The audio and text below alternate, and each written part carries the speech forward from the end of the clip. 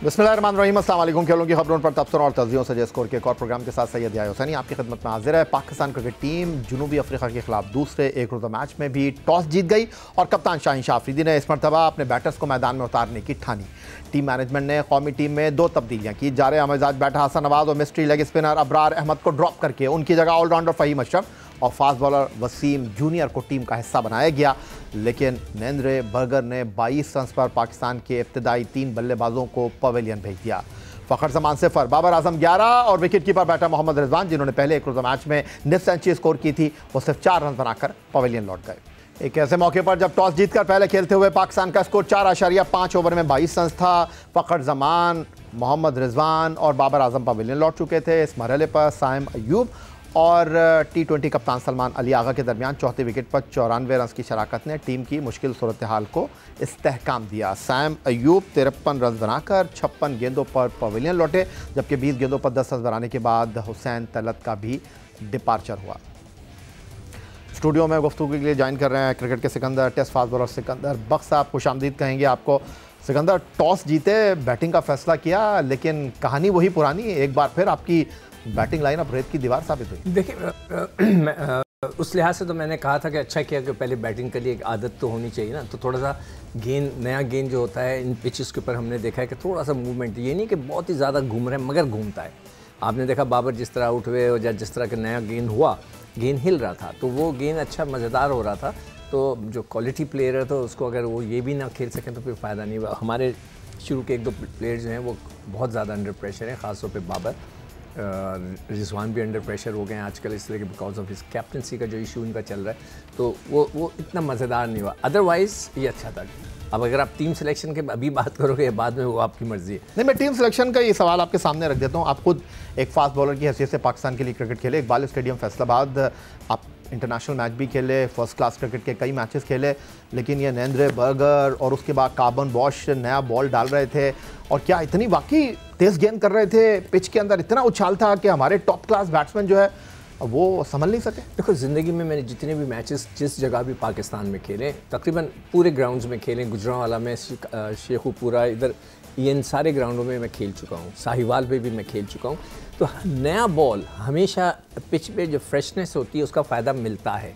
मैंने जब भी गेंद की, आके आप गेंद लेके फ्रेश होती है, विकेट थोड़ा सा मॉइस्चर होता है तो उससे आपको हेल्प मिलती है, गेंद मूव करता है, बाद में जाके वो सॉलिड हो जाती है, या तो स्पिनिंग ट्रैक बन जाता है या बैटिंग ट्रैक बन जाता है। मगर शुरू का आधा घंटा 40 मिनट जो है वो आपको ज़रूर हेल्प करती है, तो वही हेल्प उनको मिली है और जिसका उन्होंने भरपूर फ़ायदा उठाया और हमारे बैट्समैन बिल्कुल उनके सामने रेत की दीवार बन गया थोड़ी देर के लिए। अच्छा सिकंदर, हम ऑस्ट्रेलिया में खेल रहे होते या जनूबी अफ्रीका में खेल रहे होते तो पेस अटैक के ऊपर इन्हिसार समझ आता, लेकिन आज हम इकबाल स्टेडियम फैसलाबाद में खेल रहे हैं। ये वही मैदान है जहाँ डेनिस लिली ने कहा कि ये बल्लेबाजों, फास्ट बॉलर का कब्रिस्तान है, और यहाँ आज हम 3 पेसर्स के साथ मैदान में उतरे हैं। कप्तान शाहीन शाह अफरीदी, आखिरकार वसीम जूनियर को टीम में शामिल किया गया, नसीम शाह, और जो 2 ऑलराउंडर आपके पास हैं, फ़हीम अशरफ और हुसैन तलत, वो भी मीडियम पेसर है। देखिए, हुसैन तलत का तो पिछले मैच में बॉल नहीं कराए, तो मेरे हिसाब से 4 हैं। फ़हीम को आपने ऐड कर लिया।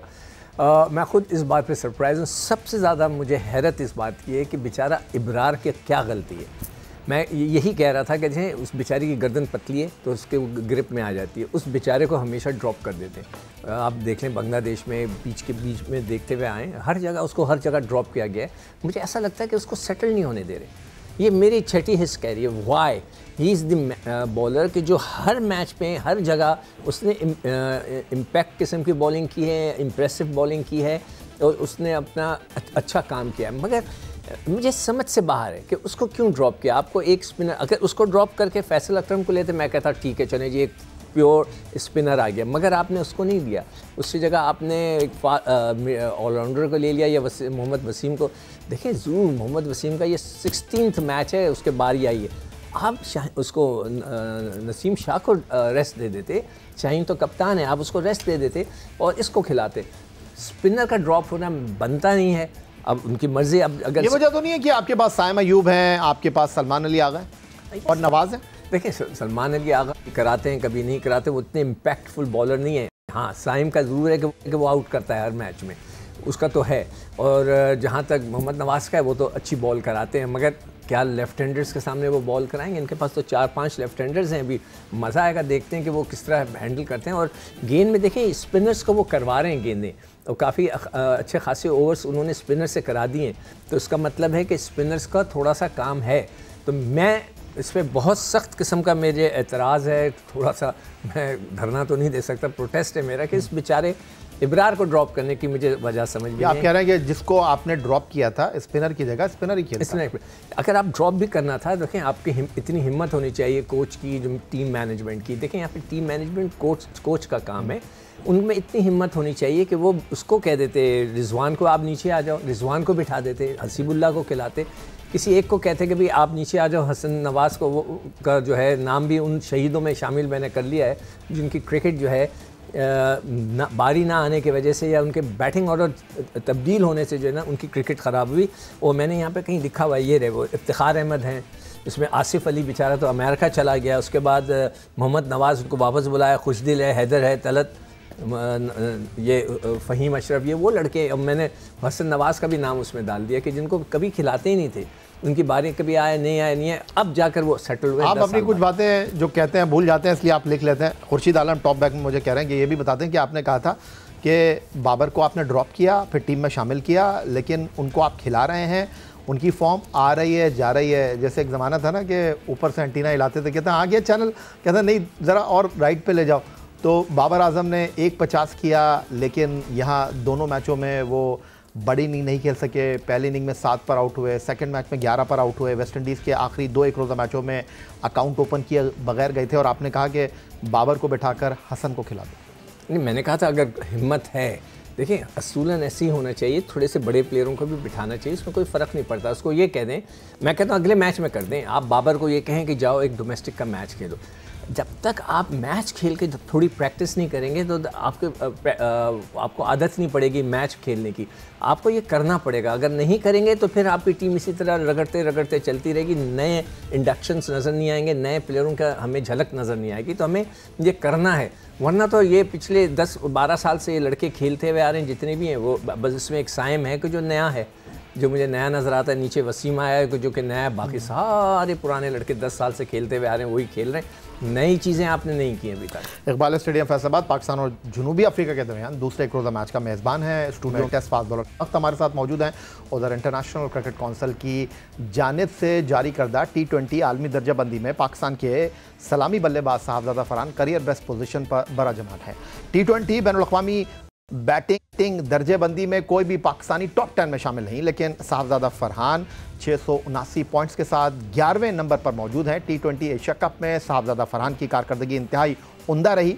वो 7 मैचों में 116.04 के स्ट्राइक रेट से बैटिंग करते हुए 217 रन बनाते हुए इवेंट के तीसरे कामयाब बल्लेबाज रहे, जिसमें उनकी 2 निस्फ सेंचुरियां भी शामिल रहीं। आखिरी 10 मुकाबलों में उनकी कारकर्दगी देखी जाए तो 288 रन स्कोर करने में कामयाब रहे हैं। वो पाकिस्तान की जानिब से 30 T20 इंटरनेशनल मुकाबलों में 666 रन बना चुके हैं, और इन 30 मैचों में वो 3 मरतबा मैच के बेहतरीन खिलाड़ी का एवॉर्ड भी जीतने में कामयाब रहे हैं।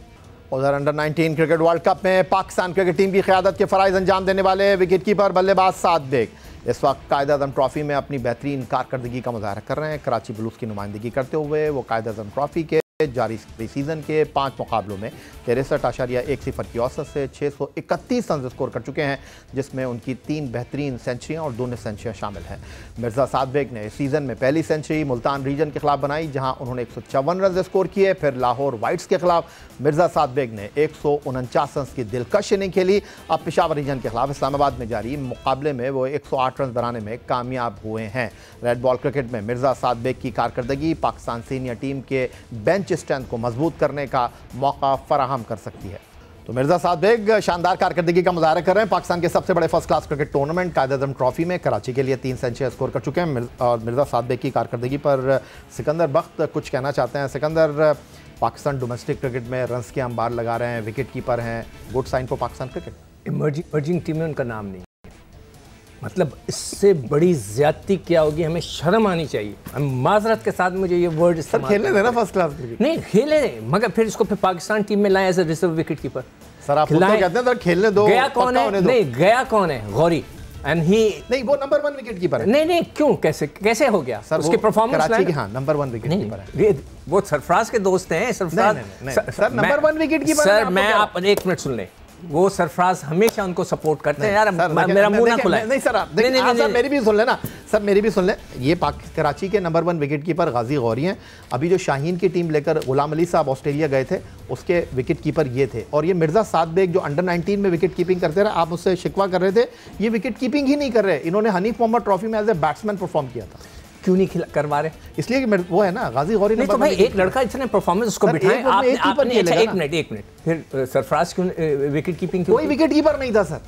यार सरफराज से क्यों कराई? सर कोई विकेट कीपर नहीं था। आपने कराची वालों को, मैं कहता हूँ थोड़ी सी शर्म करनी चाहिए कि आप इतने बड़े शहर के नुमाइंदे हैं और आपने सरफराज को खिलाया। खिलाड़ी अनाउंस करते हैं तो 20 में से जो विकेट कीपर नहीं था उस वजह से खिलाया। खैर सिकंदर बख्श साहब का अपना ख्याल है। अच्छा इमर्जिंग में उसका नाम नहीं आना चाहिए था सर? इमर्जिंग में मैंने आपको कहा ना कि गाजी गौरी गए विकेट कीपर की हैसियत से।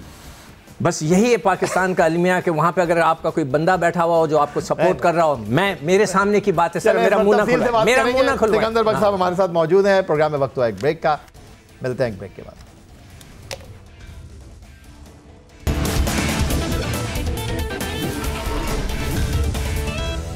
दुनिया की सबसे मकबूल football league English premier league का 34वां एडिशन मुख्तलिफ सेंटर्स पर जारी है।